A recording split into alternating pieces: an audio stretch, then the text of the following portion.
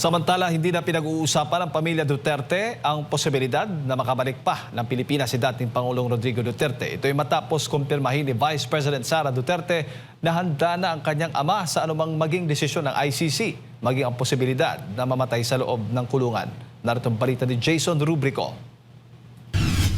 Sa pagsisimula ng confirmation of charges laban kay dating Pangulo Rodrigo Duterte sa International Criminal Court, sinabi ni Vice President Sara Duterte na hindi niya napanood ang mga pagdinig. Gayunman, nais umano niyang mabisita ang kanyang ama sa loob ng detention center. Sana ay kasama at makausap si dating Pangulong Rodrigo Duterte ngayon na panahon ng confirmation of charges. Pero hindi kasi pinayagan yung mga application ng pagbisita ng pamilya sa linggong ito. Nagpasalamat naman si VP Sara sa defense team ng dating Pangulo sa pangunguna ni Attorney Nicholas Kaufman.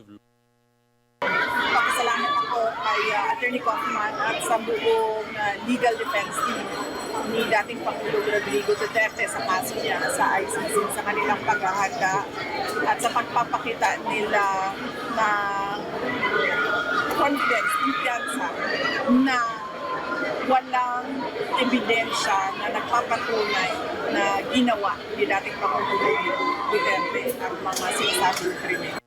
Sa kabila nito, sinabi ni VP Sara na hindi na nila pinag-uusapan ang posibilidad ng pag-uwi ng dating Pangulo sa Pilipinas. Ayon sa kanya, malinaw sa naging pahayag ng dating Pangulo sa korte na tinatanggap na nito ang maaaring maging kapalaran nito. Hindi na namin tinitingnan yung chances of coming home. In fact, hindi na namin pinag-uusapan yun.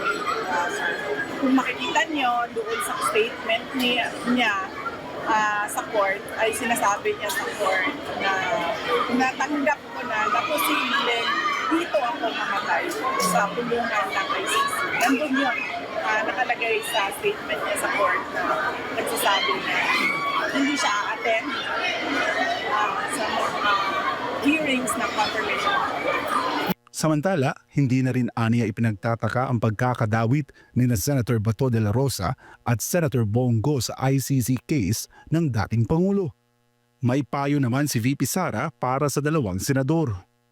Ang mga nakaraan na araw ay nilabas na ng ICC yung dokumento na nandoon yung pangalan nila. Ang magandang depensa nila at paghahanda nila ay kumuha sila ng mga abogado nila na merong alam sa batas sa Rome Statute, sa ICC at sa international law para mabigyan sila ng maayos na advice. Para sa Diyos at sa Pilipinas kong mahal, ako si Jason Rubrico, SM9 News.